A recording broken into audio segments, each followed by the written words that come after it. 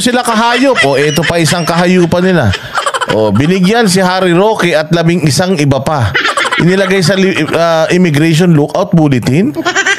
May kaso ba si Attorney Harry? Ang kaso lang ni Harry Roque sa pagkakaalam ko yung ikinaso ni Trillanes na libel. Pero bakit may lookout bulletin ng DOJ? Meron na bang kinaso sa kanila?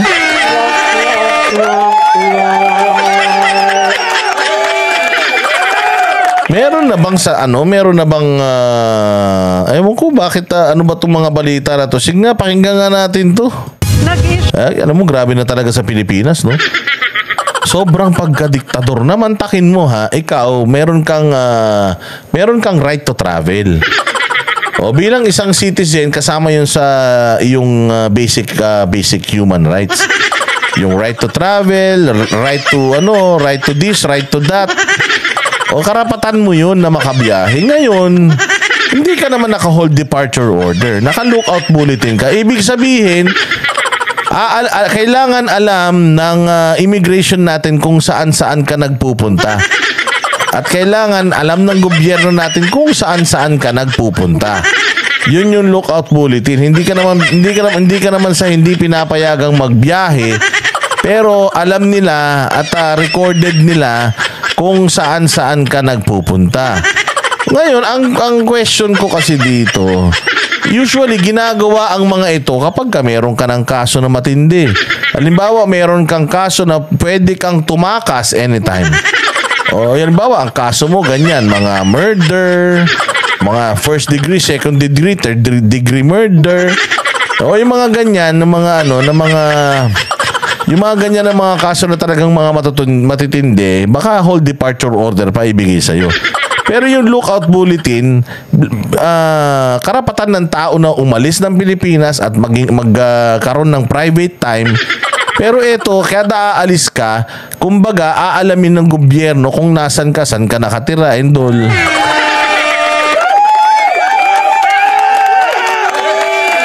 Kaya talagang kawawang-kawawa itong mga nakadikit sa mga Duterte. Ito naman si Harry Roque naman.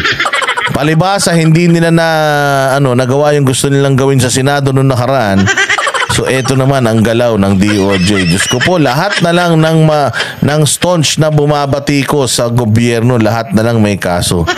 Ako hindi na ako kakabahan kung one of these days may matanggap na rin akong subpoena dahil ganito na yata talaga ang Pilipinas.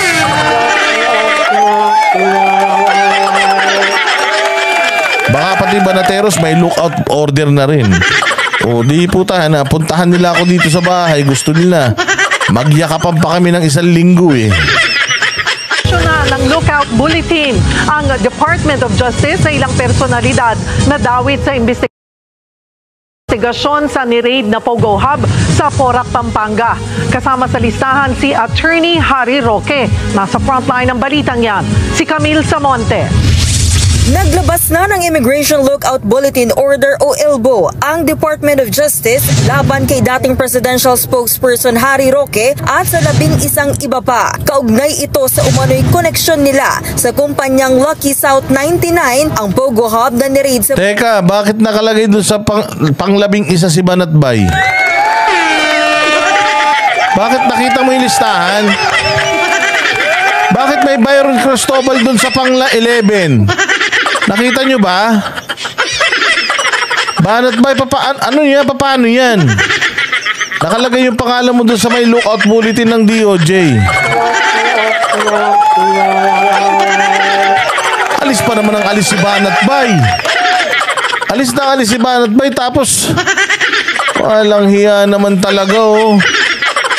Naku po, Banatbay Cristobal ang pangalan ko. Oo nga pala. Oo pala si Banatbay Cristobal.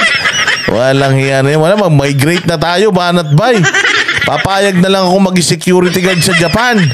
O kaya magdadrive na lang ako kay Sheila Q sa Canada. Kung tayo dito sa Pilipinas, ang gulo-gulo na ng Pilipinas, ang papangit pa ng mga nasa gobyerno. Porac, Pampanga noong Hunyo. Bukod kay Roque Kasama rin sa lookout bulletin ang authorized representative ng Lucky South 99 na si Cassandra Leong at si Dennis Cunanan na dinadawit din sa ni-raid na Pogo Hub sa Bamban, Tarlac.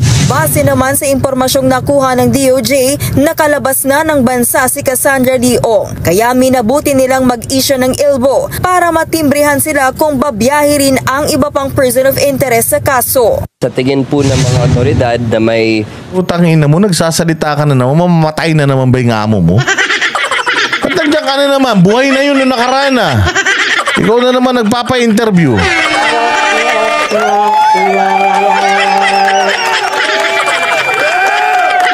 Punta ka na dito, boss. Dahil pupunta na talaga ako dyan, ma'am. O ihanda mo na yung kutsong ko dyan. Gusto ko yung kutsong ko, yung makapal. Yung lumulubog ako. Utoy, buhay ka na naman. Saan yung amo mo? Pucha, yan ah. Nagpapahinga na naman, kakalabas lang, nagpapahinga na naman. Magpahinga na kaya siya forever.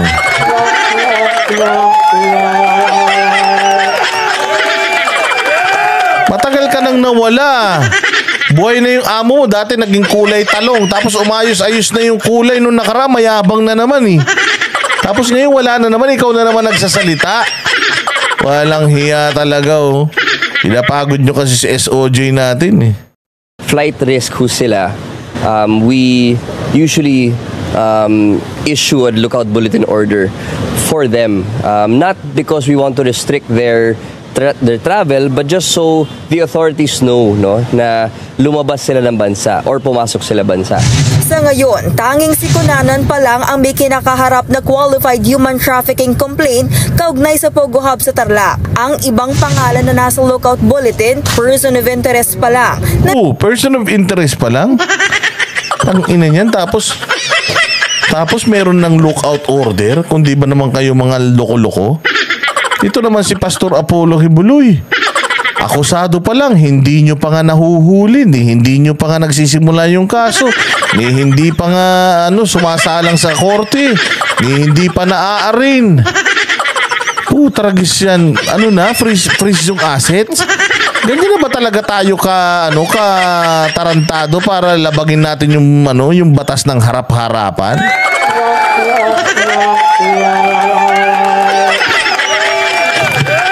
Ay, kawawa talaga ang mga... Pucha, Banat Bay, mag-BBM na tayo. Palagay ko, Banat Bay, dapat ngayon pa lang bumabaligtad na tayo. No? Kasi, pucha yan. Kung kaya nilang gawin dito sa mga dating mga opisyal ng gobyerno na matataas ang mga posisyon, mas lalo sa atin. Aalis na ako sa Banateros. Ayoko na sa inyo. Bahala kayo, baka makulong pa ako dahil dyan. Mag-ano na ako ng asylum. Mag-apply na ako ng asylum. Gayahin mo na lang si Mike Labe. Ba't ba inaway mo na naman si Mike Labe? Mamaya sabihin na naman sa'yo nun, lalaban ako, Banat Bay. Hindi ako natatakot sa'yo. Gumaganon ba? Ina mo, Mike Abi. Ang gulo na ng Pilipinas, hindi ka pa mamatay, hayop ka.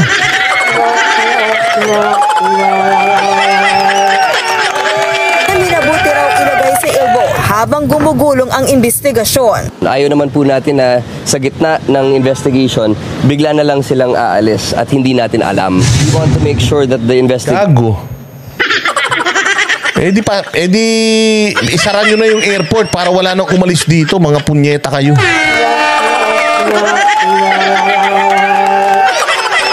Isaran nyo na yung airport. Pangit naman ng airport na. Isaran nyo na, wala nang aalis, wala nang lalabas, wala nang aalis. Lahat ng biyahe, na lang, domestic na lang, wala nang international. Ikulong nyo na lahat sa Pilipinas. Tangin ninyo. Mga buwisit kayo talaga. Lahat na lang ng illegal ginawa ninyo. Stand. Tinawag naman na political witch hunt ni Attorney Harry Roque ang pagkakasama niya sa lookout bulletin. Layon lang daw nito na patahimikan siya bilang kritiko ng administrasyong Marcos. Gayunman, wala raw siyang rason para umalis ng bansa at haharapin daw niya ang mga akusasyong ibinabato sa kanya. Buwelta naman ng DOJ, hindi political harassment ang inilabas nilang elbow dahil hindi lang naman si Roque ang nasa listahan. Kasabay niyan, hindi naman sumipot sa DOJ kanina si suspended Bamban Mayor Alice Go sa pagpapatuloy ng preliminary investigation sa reklamong qualified human trafficking. To kasi sigo, ang gulo eh. Gulo-gulo mo kasi. Ang gulo ng buhay mo. Ang gulo ng birth certificate mo.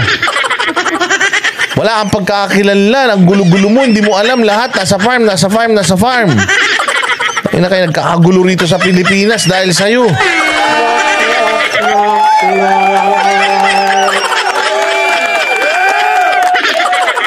Walang hiya talaga oh.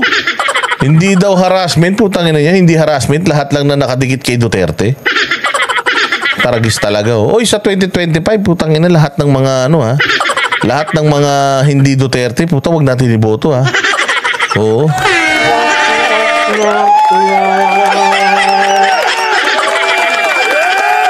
Na inihain laban sa kanya at iba pa. Ngayong araw ang deadline para maghain siya ng counter affidavit. Pero dahil hindi na naman siya nagpakita, hindi na pinagbigyan ng state prosecutor ang request niyang palawigin pa ang deadline sa paghahain ng counter affidavit. Pinagbigyan naman ang extension ni Kunanan at dalawa pang Chinese Pogo Incorporator dahil nagpalit daw sila ng counsel. Sa August 16 magpapatuloy ang susunod na pagdinig. Nagbabalita mula sa Frontline, Camille Samonte, News 5.